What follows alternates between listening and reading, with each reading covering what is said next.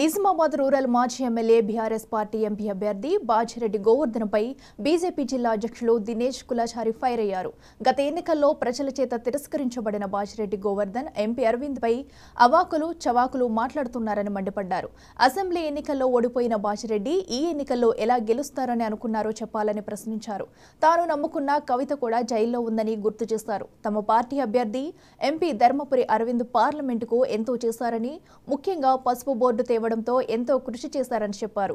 ఖచ్చితంగా నిజామాబాద్ పార్లమెంటు పరిధిలోనే పసుపు బోర్డు ఏర్పాటు చేస్తారని స్పష్టం చేశారు.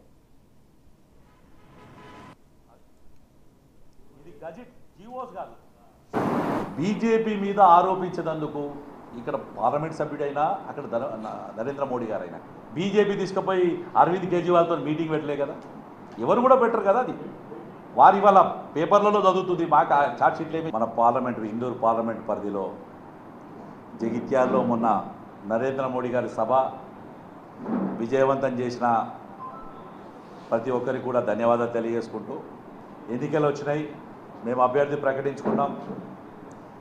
ఆ బీఆర్ఎస్ పార్టీ గెలిచేదే చేసేదే వాళ్ళు ఒక అభ్యర్థిని ప్రకటించుకున్నారు. వాళ్ళ గురించి మాట్లాడతాను. ముందుగా కాంగ్రెస్ నాయకులు,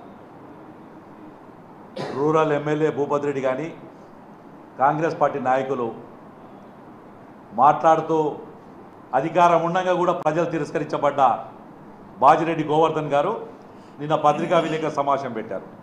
నేను బాజిరెడ్డిని అడుగుతున్నా, బాజిరెడ్డి గారు మీకు అసలు మీ పార్టీ టికెట్ ఎందుకు ఇచ్చింది?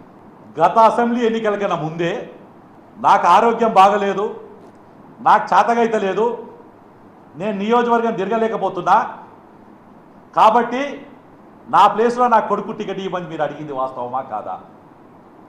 మరి ఒక్క నియోజకవర్గం తిరగలేంది, ఒక్క అసెంబ్లీ కాన్స్టిట్యుయెన్సీ తిరగలేని బాజిరెడ్డి గోవర్ధన్ ఇలా 7 నియోజకవర్గాలు తిరుగుతాడు. ఎట్లా తిరుగుతాడు?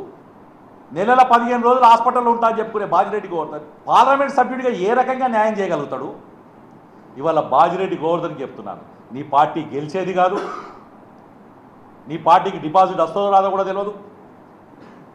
నిన్ను నిలబెట్టినామేమో తిహార్ జైల్లోకి పోయింది, నీ ఎంబడి తిరిగేటోళ్ళు ఎవరో ఇవాళ కనబడతలేరు.